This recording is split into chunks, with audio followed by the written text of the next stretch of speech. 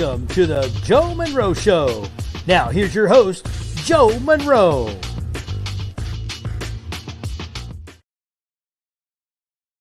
Hello, pro wrestling fans, family, and friends. Welcome to another episode of the No-Sell Roundtable. I'm your host, Joe Monroe, and apologies ahead of time for my voice. Had a show last night and very unexpectedly wrestled, and now I have no voice today. So I apologize about this.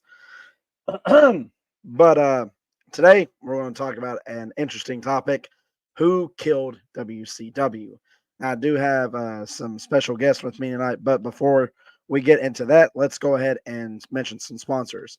First and foremost, we want to thank our longtime sponsors, Phenomenal Finds ATL. If you're looking for anything retro, check out phenomenalfindsatl.com, as well as our partners and sponsors, Triple Crown Wrestling and Ultimate Championship Wrestling, as they are bringing back the sport of professional wrestling as it should be, as well as our partners and sponsors, Mayhem Media. Not only do they deal with wrestling, which is what I handle, but they also deal with films, movie, TV shows, anything media and entertaining wise. So go check out Mayhem Media, as well as our friends Charms Photos, Crystal, the lovely lady that you usually see on here on my lives commenting, takes pictures of not only this ugly mug, but the other wrestlers as well. And she is great. So go check out her page, as well as our sponsors, Les Murphy Painting. If you're having any issues with any painting needs, contact Les Murphy at 734-334-3702. Now, today, as I stated earlier, is going to be a very interesting topic. We are going to talk about who killed WCW. Now, there's various points that we want to bring up, and we will bring those up one at a time, especially for big points. But we would love to hear your comments on who you all think killed WCW or what happened to WCW. Don't want Facebook to go ahead and take this down because we said killed. But let's go ahead and let's introduce our guest. First and foremost, all the way from across the pond, none other than the one, the only, the Connor Clarkson. Joe.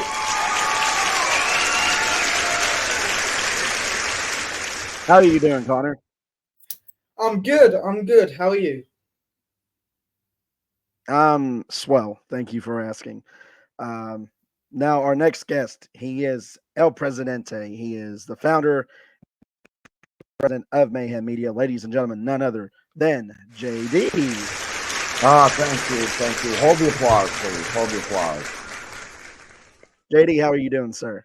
I'm doing fantastic. It's always great to be here on your show, Joe. It's great to have you on here as well.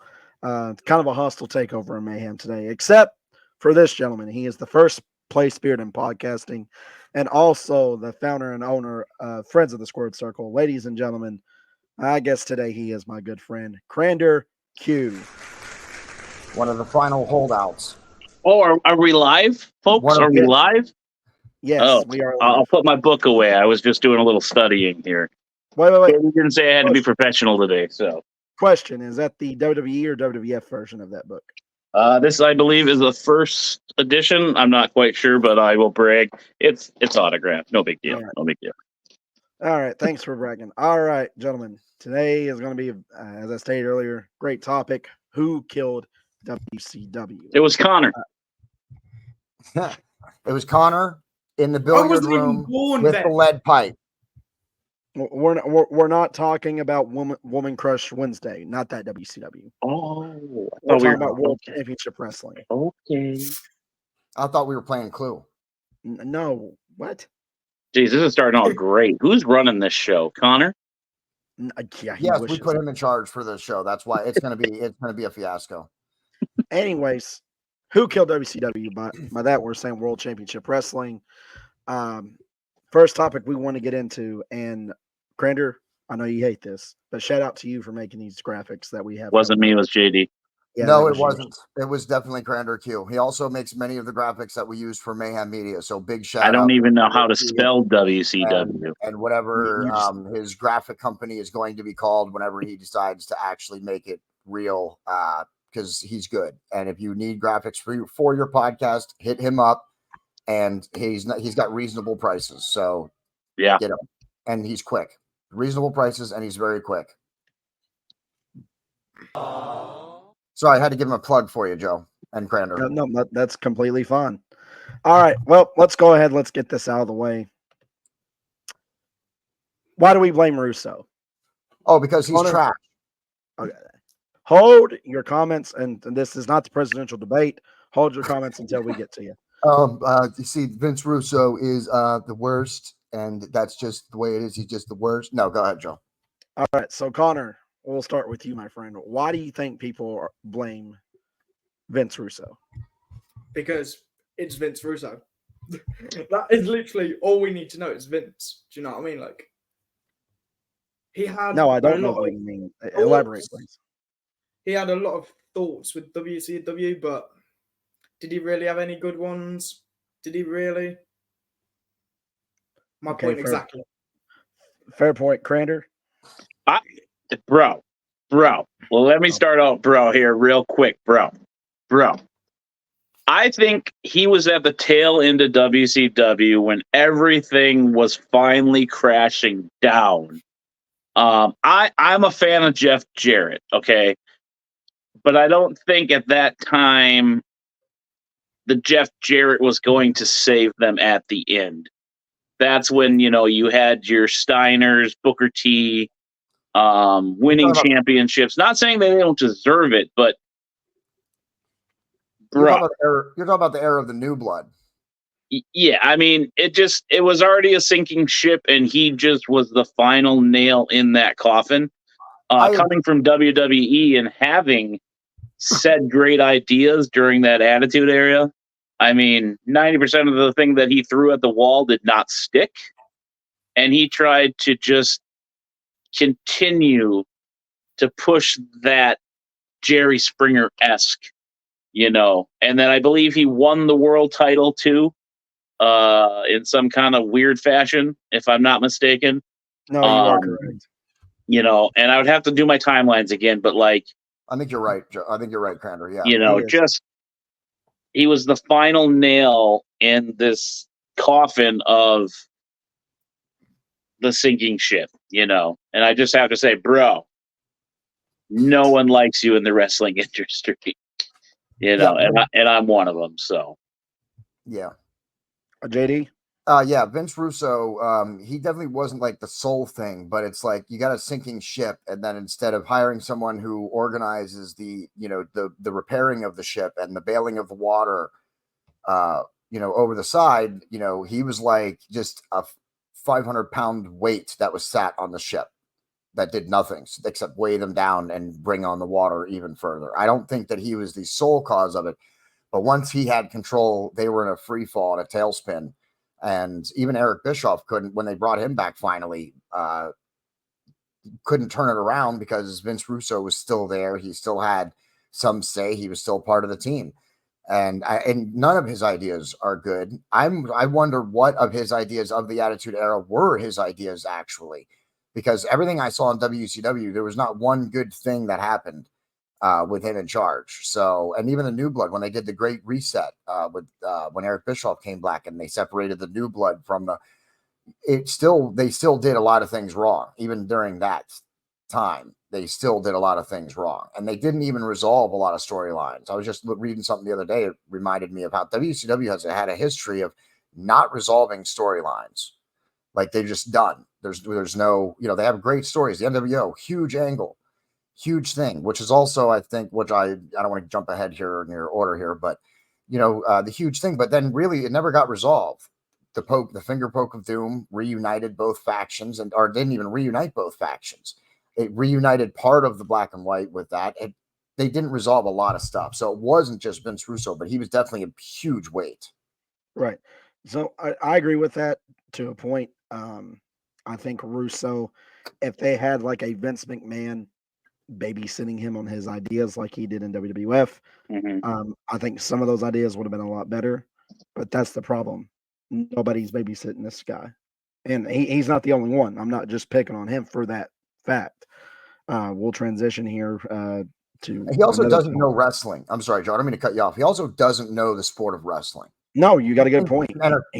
He just knows shock factor. That's it. Yeah. He thinks it's an entertainment show. People go there to just see these gimmick matches and this stuff. People want what real what professional wrestling is supposed to be.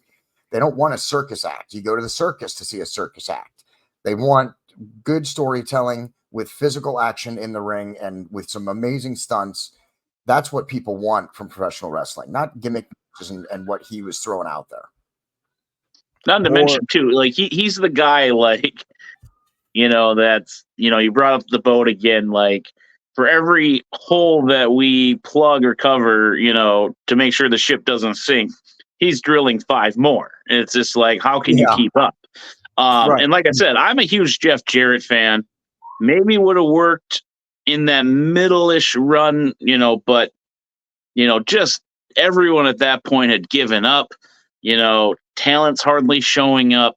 Again, not to jump ahead with everything here too, but like it just seemed like the bar was not set very high for them. So they just went out and put on a show because they could.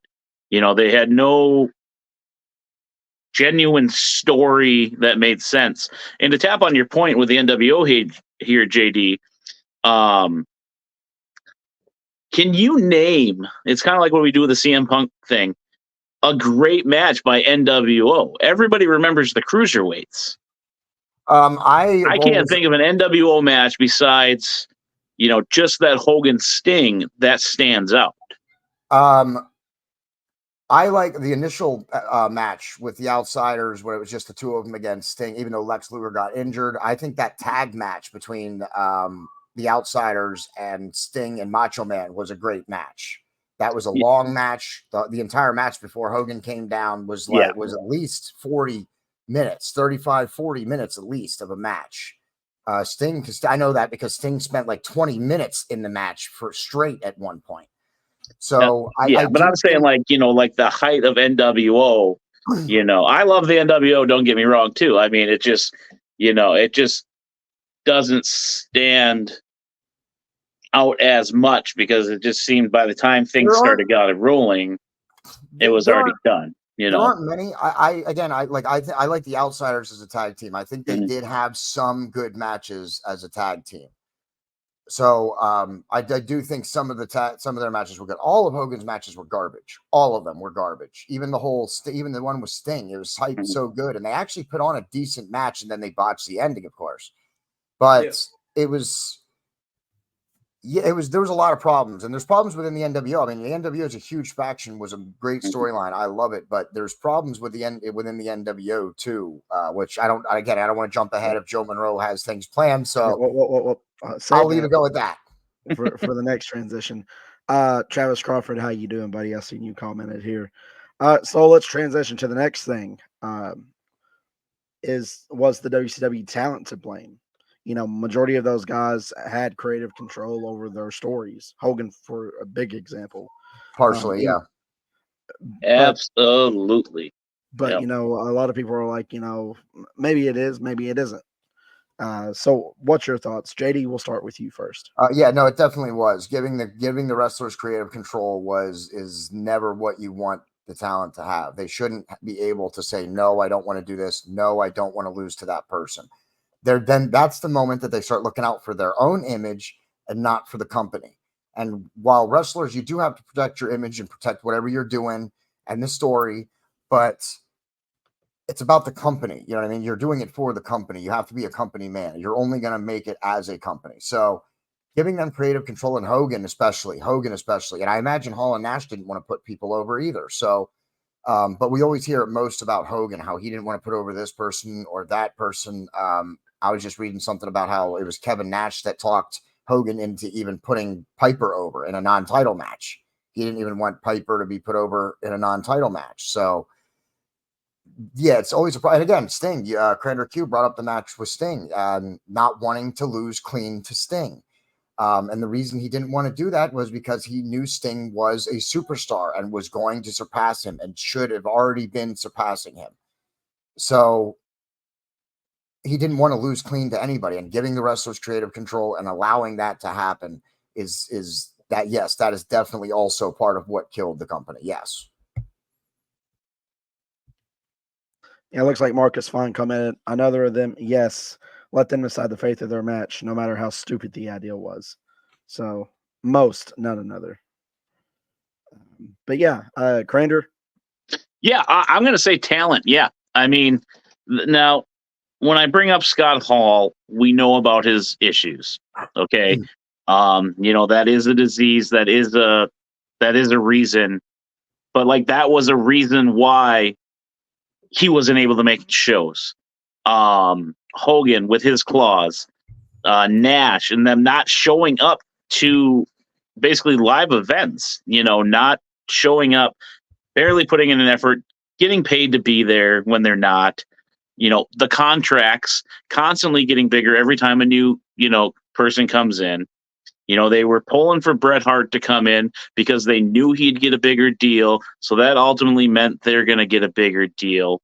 Yeah. And, like JD said, bringing up the fact that making themselves look better and bigger, it'd be like me coming on here and just constantly talking about my show, constantly just putting it over. And it's just like, okay, like, calm down, dude. Like, we know you got your own shit, but like, sorry, I don't know if you want me swearing on here, but you got your own thing going here. We don't need to hear about it every 5 seconds, and the classic click thing that happened in WWE, messing with the boys, getting in their head, probably wasn't great for business.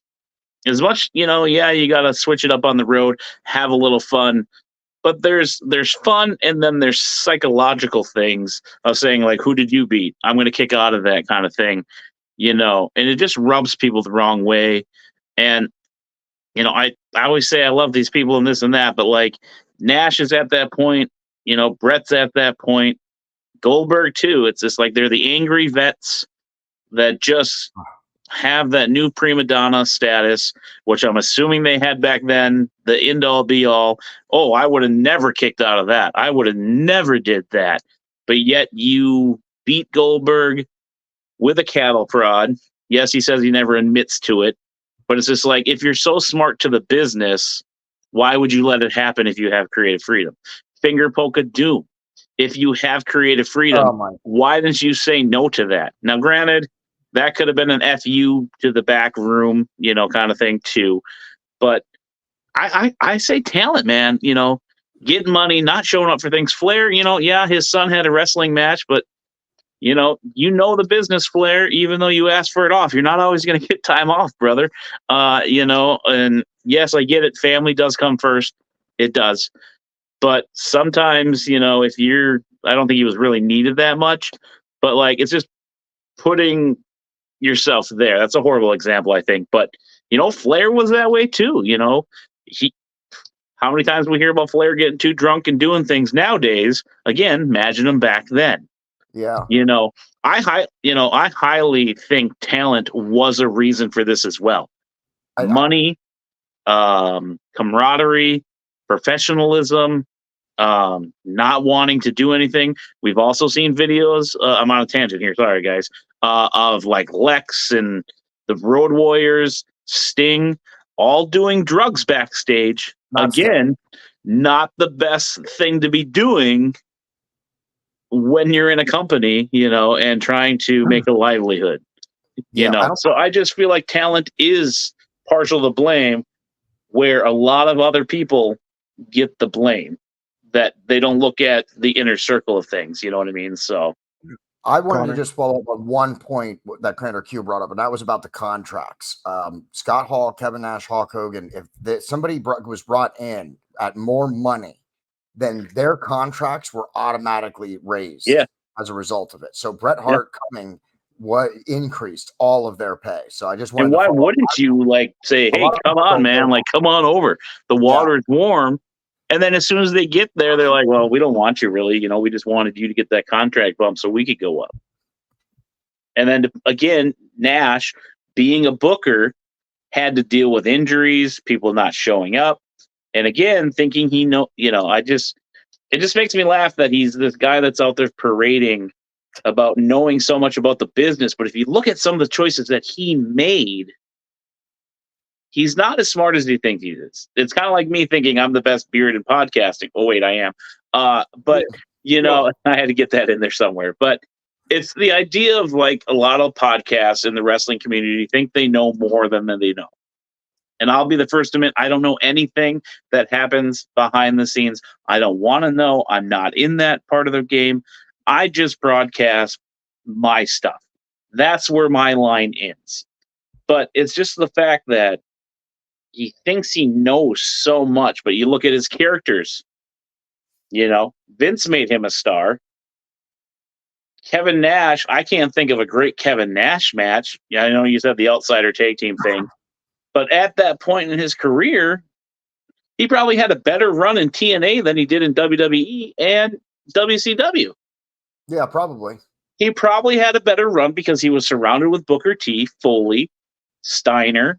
And Steiner, as crazy, as weird as he is, great worker. You hear a lot about the Steiners being good, Booker T being good, Mick Foley, as you saw me reading in the beginning, a freaking icon. But name me a great Kevin Nash match. I mean, name me a good Kevin Nash gimmick besides Diesel. Kevin Nash, yes, he's a draw. He's 7 foot tall, super shredder. More people talk about the Ninja Turtles than they talk about his wrestling career. Exactly. Well, I mean, I think the Kevin Nash character is the WCW equivalent of Diesel. Like, Kevin Nash was Kevin Nash. That's his person. But I think the Kevin Nash character was a character he had in WCW. Now, was it a little bit like Diesel? Yeah, because even Scott Hall was a little bit like Razor. You know what I mean? That was part of their gimmick, though, was taking these characters, because Vince, I don't know if they would have got the same if Vince hadn't tried to recast Diesel and Razor in the WWE. But that's why they did it for so long. That's why they portrayed their characters just under the Kevin Nash and Scott Hall name. And I do think Kevin Nash had a great run. The Wolfpack was a great run for Kevin Nash when he won the world title. I think that was a good run for him up until the Finger Poke of Doom. That was garbage, of course. But yeah. I do think the Wolfpack run was a good run for Kevin Nash. He was the leader of the faction, and if that would have been handled differently, then I don't think WCW ends up where it is either necessarily. And let's look at that too. I mean, he had Sting, and again, Sting had personal demons around that time. It was you got Conan. I'm sure Conan's crazy as shit. Again, sorry, swearing. You got Luger. Yeah, who's basically on, if you read his biography, he's on everything else too. And like the video I mentioned earlier, I mean, he's leading a group of misfits. As much as I'm piling on Nash here, let me say, I've met the dude 3 times. A freaking gem of a human being, man. He is great. I'm just talking in-ring career. I will not bash his character, other than the prank stuff a little bit, but super cool dude. But the people that he had to work with, I mean, you never hear about Nash getting mixed up in all that crazy drunk stuff or drugs, and it's just mostly wine and just spouts off his mouth. But the hand that he was dealt, I mean, Macho was off his rocker. Oh, wow. I mean, all those guys in WCW, I'm sorry, man. Like, as much as we, I love WCW. I love everybody. I'm just that, but it's just, I'm diving into the weeds here, and it's just like, man, and I would love, JD, if we could do a watch along too and watch some Nash stuff. I know we'll never watch the other guy that we can't stand, but just to go back and watch it, you know what I mean? Like, if anybody has any matches or anything that I should see, like, hit me up. I'll watch it. But I just feel like he's not as great as he thinks he is. He's the big guy. He's the Braun Strowman to me, another guy that's injured a lot, that's collecting a paycheck well above his standards. And unfortunately, I'm judging that sitting in a chair on a podcast. Of course, I'm the armchair quarterback here, but that's the reason we don't see a lot of these guys too. But I blame talent a lot for some things that happened in WCW. Apparently so, because you got a very strong opinion about it. Yeah, I mean, I do. It's no, you better take over the show, Joe. You better take back. Yeah. Okay, so Connor, you finally get to speak. What is your thought? Sorry, buddy. Sorry, Connor. Not sorry, Joe. I'm gonna go have a drink quick. No. Wait, hang You've done everyone a favor because. Time out. Marcus says his size was his talent. 100%. Go ahead, Connor. Sorry. Not really. I mean, Crandy, you've done everyone a favour because according to Joe, no one likes hearing the British accent, but either way, we're going to hear it a little bit more. So, is the talent to blame? Partly. Let's just think about it this way. People that have got creative control have basically found a loophole in the system to be like, well, I've got creative control, therefore that's my loophole to go into business for myself without anyone actually saying anything because, hey, I've got creative control. And as it comes for people getting injured and everything, it's like they're getting injured, but they're still collecting paychecks while sat on the shelf getting dusty, literally getting dusty. And then they've got to work again to get the ring rust back and everything like that. But here's the thing. If you've got creative control, you've basically got a loophole to go against what other people want you to do. Like you could say no to this, yes to that. You could change basically an entire storyline just with one decision through creative control. So, yeah, with the downfall of WCW and that, I think especially people like Hogan and the NWO and people like that, they had the creative control to be like, no, we get to change this and go into business for ourselves without anyone basically batting an eyelid and saying, no, you've now gone too far. All right. Good point there, Connor. And I agree with all of y'all. So another quick point. Sorry. I'm really hot on this subject, this particular subject here. $1 Million Man in WCW. We saw him, twice? Twice on camera for WCW? Sat home and collected a paycheck for a whole year's salary on 2 appearances. Virgil, how many times did we see him on WCW TV? Well, he was. You know what I mean? These guys weren't going and working indie dates like AEW kids and wrestlers. These guys were just sitting home getting paid. Even after WCW was done, Nash, Hogan, Goldberg, Sting, they're all collecting a paycheck. Steiner. Yeah, Stein, I mean, yeah. You can't. I'm not going to fault anybody for that, dude. When the company goes under, if it's in your contract that you're going to get paid for 18 months and the WWE is not willing to buy out that money to get you on earlier, I'm going to sit at home and collect that check too, man. Who in their right mind is not going to take after those guys, the way they spend time on the road, who's not going to take that deal? Yeah. And WWE is going to give them paid per dates. Yeah, not a guaranteed. Yeah. Oh, we're going to give you the $4,000 you make every week. You're going to get that. No, WWE, you need to hit your dates to hit that paycheck. I think so. Financially, you know, I think that was a positive thing for the world of wrestling. Guaranteed. It is. But at the same time, it's like they did put it into work. You know, back then, you know, they weren't doing anything. They were just like, oh, well, I'm getting paid. See ya, you know. Yeah, I think Booker T was the smartest one. They offered 50% of his Turner contract, and he took it because he's like, well, I learned one thing: don't make sure you're not taking off TV. Mm-hmm. So I think he was the smartest one when it came to that. So speaking of someone who is smart in the business, let's talk about Eric Bischoff. Why would we even blame Bischoff? I mean, he basically took WCW from like this kind of cartoonish Southern style wrestling for beating Vince McMahon, the all-powerful Vince McMahon, for 82 weeks straight.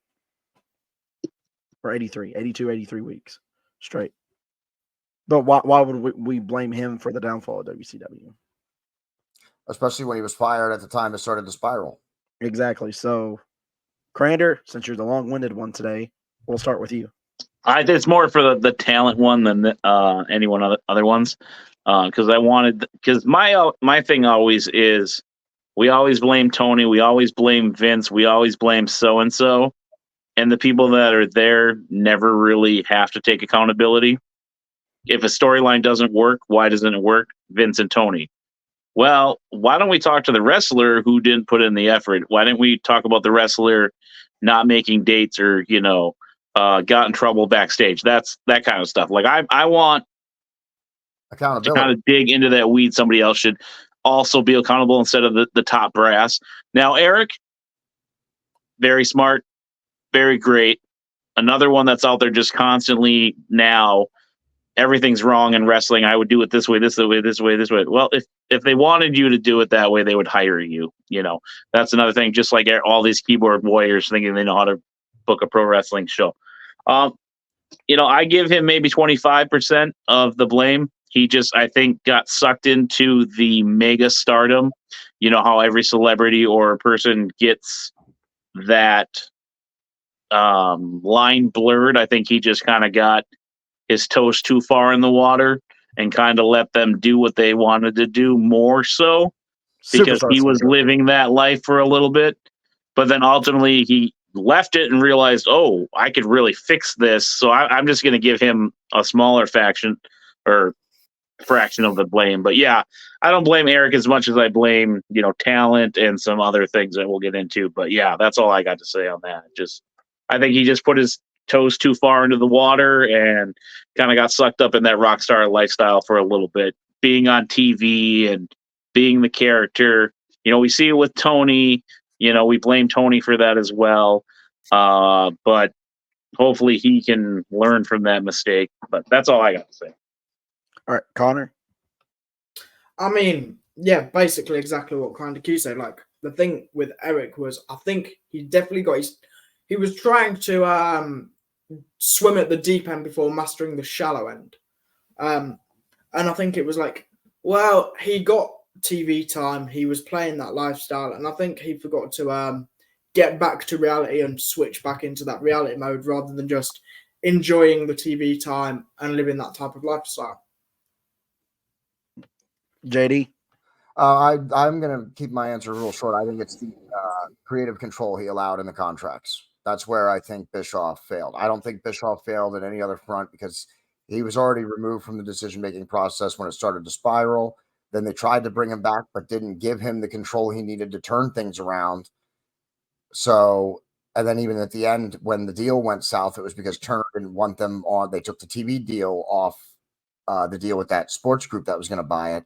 So I don't think Bischoff I think he holds very, very, very little of the blame, except for he allowed the creative control. Also, too, with the character aspect of it, I hate timelines and time zones and all that, but do you think, was Vince on TV first or was Bischoff on TV more first? Bischoff. Vince was first as a commentator, but I mean, like that evil Vince character that Stone Cold. And Eric. It was Eric first. They didn't switch the ratings over until Foley won that title. So that's why I'm wondering if he got on TV because Vince was, but he wasn't trying to be the evil boss. No. With the NWO, he was trying to be the leader, kind of thing. So, but. Yeah, no, Eric went first. The Vince McMahon character was really born from the incident with Bret Hart. I don't think that there's a Vince McMahon character without that specific incident, even though that's irrelevant to what we're talking about in this episode. So then it would have been Vince on TV first then with Bret screwed Bret. No, Bischoff with the NWO was first. Yeah, 96. Okay. 96. Just wanted to make sure I'm hearing and okay. Yeah. Bischoff was on first, yes. And we all know Bret screwed Bret. And if you don't think that, I don't want to hear your opinions on that. I'd love to have a debate. We should do an episode on that. Yeah, I'm just was that would be great. We'll come back to that. Take over. Yep, we'll do that sometime soon. But yeah, Eric, I don't think, because I've met him, swell guy, one of the nicest people I ever met. Oh yeah. And very knowledgeable. He talked to me for a good 30 minutes. So if by chance he's listening to this, thank you for that. No, I don't. It's like you said, Grander. He probably got a little bit of that superstar syndrome. I mean, I would be sucked in. That's all I can say. I mean, if you're getting over, you're like, hey, it's working. Why stop? Why am I ever going to stop? Then he just didn't catch the eye of, the creative control thing, and the inmates were running the asylum, so to speak, and that's what I think happened. So I can agree with you about 25%, maybe 20%. But he sure tried to save it because he realized, oh, I actually messed up here. Well, we got to save it this way. And then they try to fight him on it. And Well, yeah, he did learn from his mistakes, Joe. You're absolutely right about that. I think if they would have given him control, or if that sports deal would have went through, I think they could. I think Bischoff could have saved WCW. Yeah. Well, this is a good transition here. Last question: was the people in charge to blame? Was it AOL Time Warner? Or was it Yes. Ted Turner himself? Was his own worst enemy in the end? I mean, I get that he bought, Crockett Promotions and turned it into WCW at the time, and it was genius back in the day. We finally have some alternative other than WWF at the time. But when you get to it, into the nitty-gritty part of it, especially that last episode of Vices Who Killed WCW, it went very more in detailed over this aspect. And I think, me personally, it's always business in the background that's going to destroy any company, whether it be wrestling, podcasting, whatever. And I think this right here, my personal opinion, it's kind of like with ECW. Business-wise, it wasn't going great. And it was a sinking ship. And if you don't have the network behind your back, much like ECW, then there's no point in putting on a wrestling show at that point in time, because this was before the internet for your young viewers watching. This was before they can just go on here kind of like what we're doing right now, doing our own thing. If that's the case, then I think WCW and ECW would still be going on today. But if you don't have the backers of a network behind you, especially since you've been a major wrestling promotion the past 10 years or so, then there's no point. I mean, that's what messed over the deal with the media company that Eric had going on. They were right there. Then they pulled the time slot. They pulled the time slot. They're like, the guy who is in charge of the television series, no, I don't want wrestling on Turner Television. Yeah, pulling it. And there's a lot of people in the background. I can't remember names, but a lot of people are saying, this is why this person didn't really want it, neither did this person. That's why they hired Russo. Now it's just an excuse to get rid of it entirely. So that's my tangent on it. This is right here.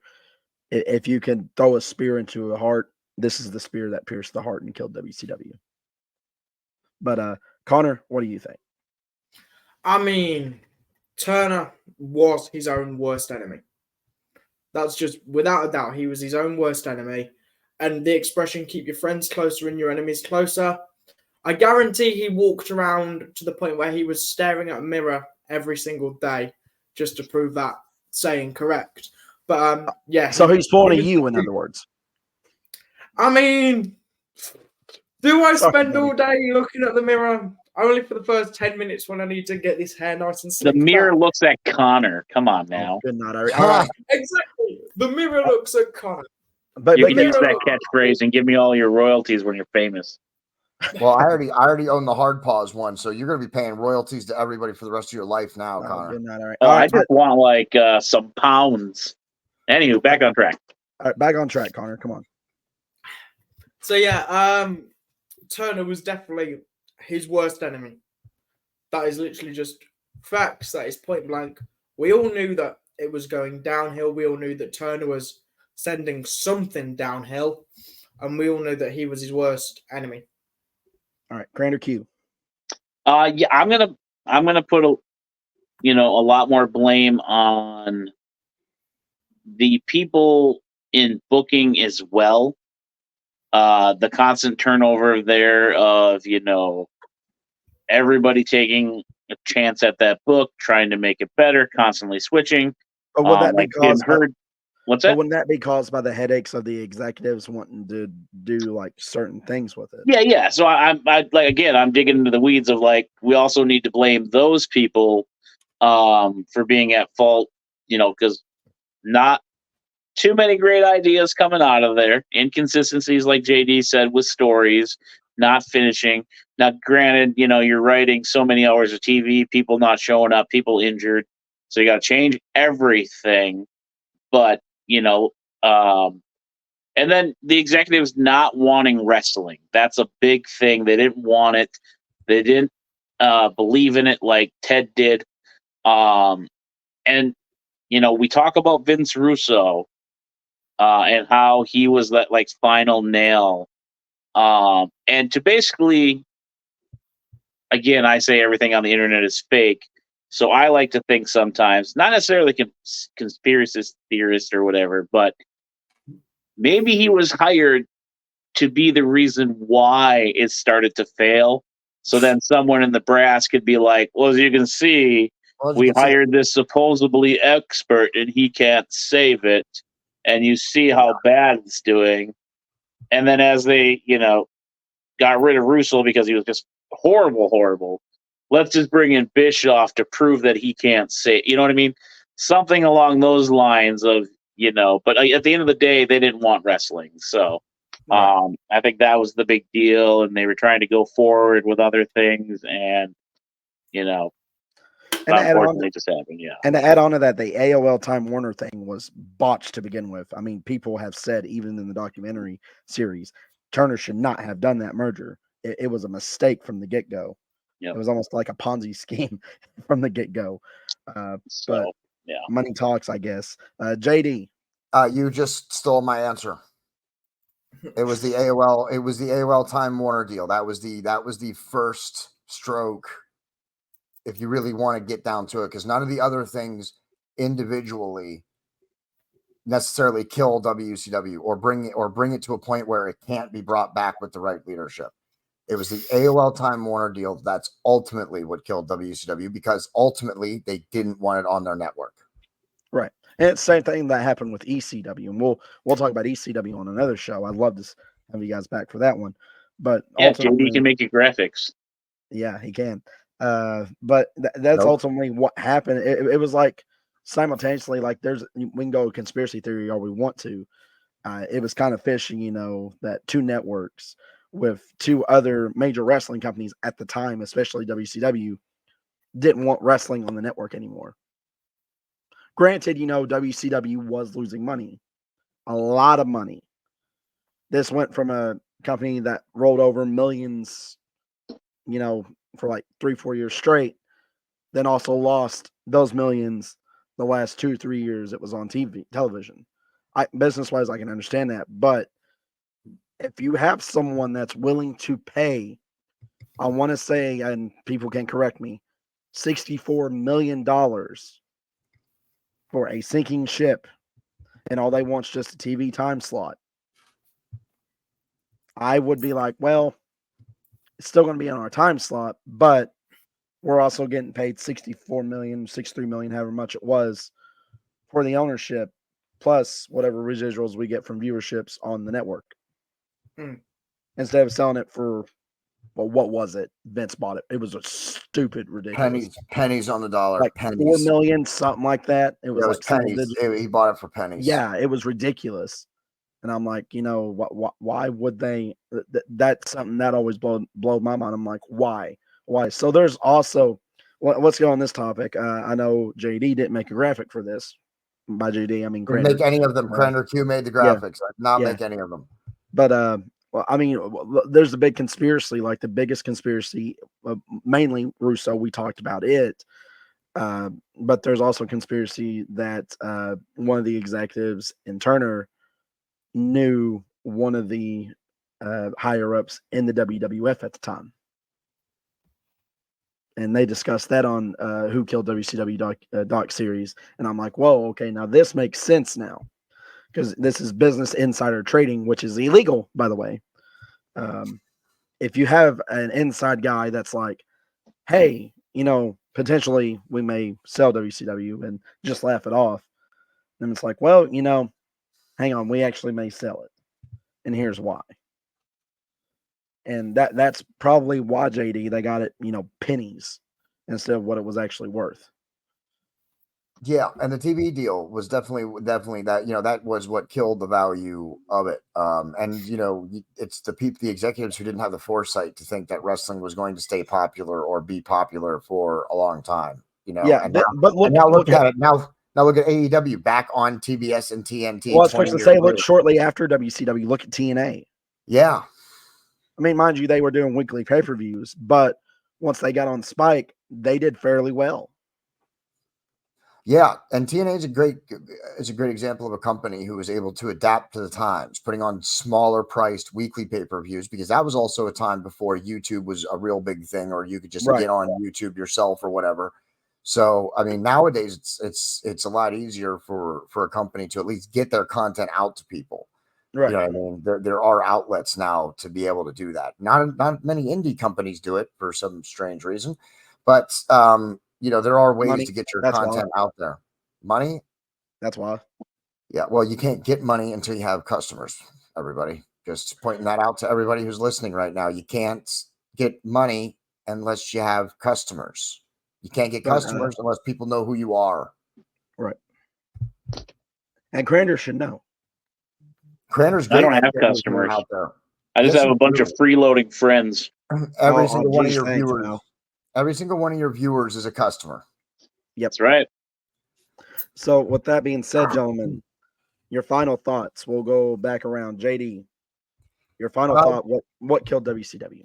Just ultimately, I think I agree with pretty much everything we've talked about. I think a little bit of everything, the talent, the decision-making, getting rid of Bischoff, hiring of Vince Russo. I think all of those played a part in their demise. But I think ultimately it came down to the AOL Time Warner merger. And when that happened, they didn't want wrestling on their show. That's when the product drastically changed, was right after that merger. It was like a week after it was announced.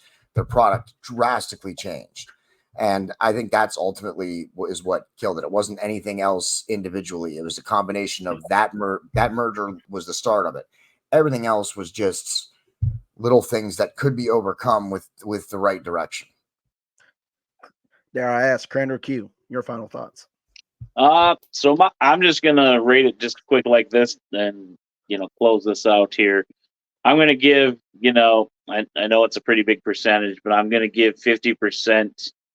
The reason why I'm gonna blame talent a lot in this, but I'm also gonna put 50% there, and then, well, not a full 50%, but I will say that Russo and Bischoff a little bit lower than Time Warner and the executives. You know what I mean? So, I would say talent's a big reason. The executives, I'm going to put Russo a little higher, obviously, than Bischoff as being the reason why it was killed. Just because I feel like a lot more happened behind the scenes than we actually know. With those people in charge and those people that were performers, so. Connor Clark. I mean, right. It goes in the order of talent, then everything else. The talent had the biggest part of the downfall of WCW because they had creative control. They was basically doing whatever they wanted. How many times have we seen clips of people in WCW on live shows, that whether it's a live house show or whether it's a live show that's on the network or whether it's on TV or anything, where you can see proof of them going into business for themselves. Do I even need to bring up Finger Poke of Doom? Let's not. But the thing, it is what it is. They made a mistake. They've paid the consequences. Hopefully, they actually learned something from it. They probably didn't. They was like, yeah, well, it is what it is. Let's move on. Right. My final thoughts would be, it's got to be the executives, because without those executives, they had to be the ones to approve those contracts, to write up those contracts. And if they knew better, they would have known not to give a pro wrestler creative control over their story. Same thing with the merger. Bad business decision. Shouldn't have happened. That merger with AOL Time Warner, no, non-existent.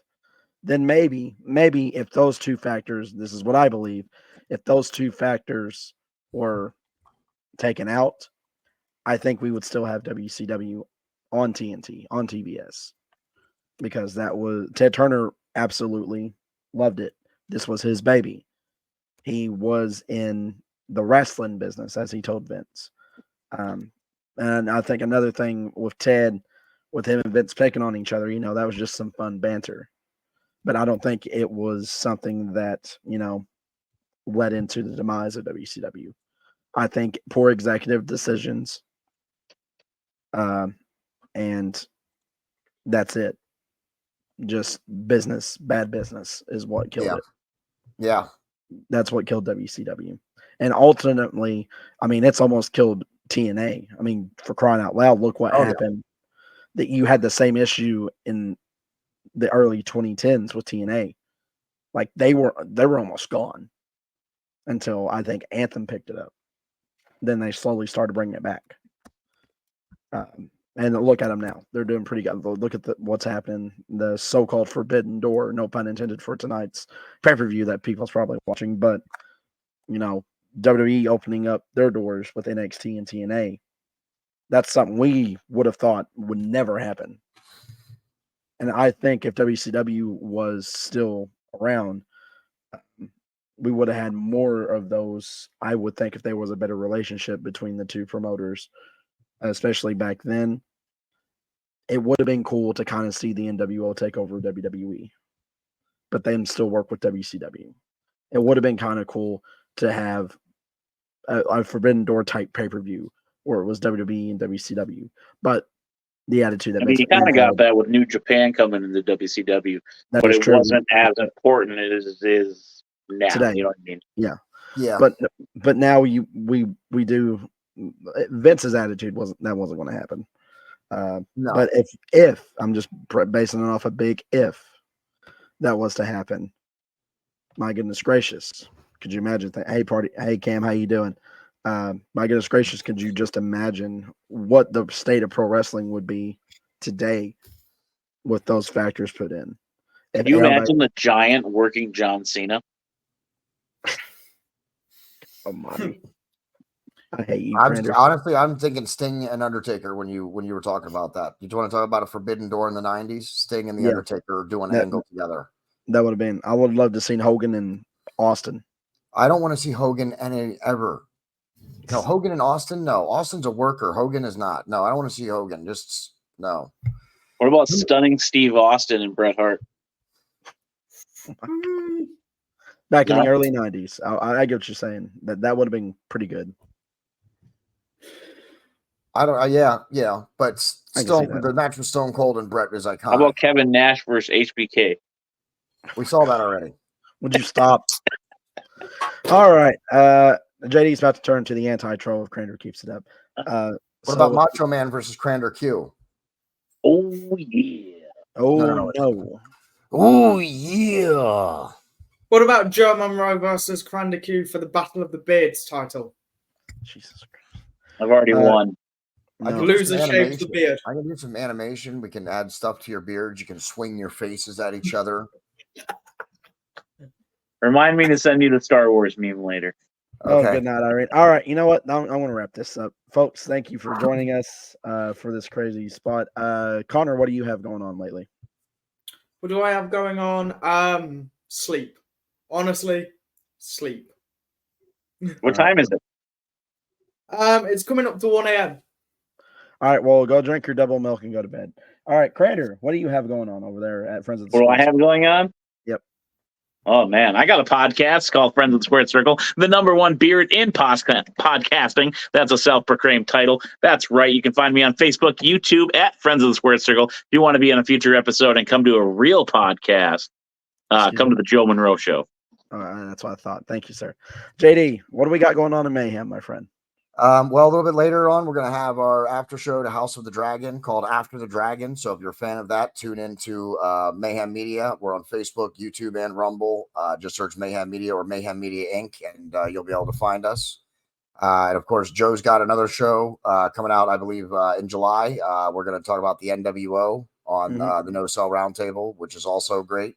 No one tells me anything. Connor finally has, we should be having his show start towards the end of July and into August. So we'll have that new show. We're not ready to announce the title or do anything like that yet, but we are pushing that show. That'll be starting with Connor and his co-host, Austin Don't Diamond. say it. I had It's to do called it. In the Harbor, buddy. We got tea. It's called In the Harbor. And of course, Into the Barricade is coming in 2 weeks. 2 weeks from yesterday. Into the Barricade is making a comeback. So make sure you look for that. It's going to be a recap show of what's happened. It might not just be on WWE anymore either. They might be doing like a recap on various companies and storylines. Like it probably won't be a full recap. They'll probably pick some things to talk about from each show, but yeah, it's going to be a recap of all the wrestling over the previous 2 weeks. So, which Connor is also going to be a co-host on. So, we got some good summer coming up, and then the Olympics in August. Yeah. So, in other words, folks, you're going to see a lot of Connor Clark. In the Is that future. really a bad thing, though, Joe? A lot of me, a lot of Connor Clarkson, a lot of Joe Monroe. Yeah, I mean, really, a lot of mayhem. You're going to see a lot of mayhem this summer. It's going to be the summer of mayhem. So make sure you stay tuned to all of our channels. Well, with that being said, I know we got July 2nd coming up, which is in a couple of days. We're going to talk about the figures, which is actually going to be moved to Instagram only. We're going to talk about the WWE Superstar figures. Then that following Friday, we're going to start talking about WCW in general. Then we got a few other episodes coming out. And don't forget, July, I want to say it was, 12th. let me get my calendar. The 12th. Shush. Yep, July 12th, we are going to have another episode of the No-Sell Roundtable where we're just going to specifically talk about the NWO, and we could probably go a longer episode than this just on the NWO in general. But with that being said, folks, I want to thank you all who viewed here live on Facebook. And I want to thank you for the viewers that are watching later on, especially on Facebook and on YouTube. Don't forget to like, subscribe, and follow to everyone's channels here. Let's be friends. Yes, let's all be friends and not be trolls. But with that being said, folks, thank you so much. And always, always, always support the crazy sport of professional wrestling. Dave, go ahead and take us out.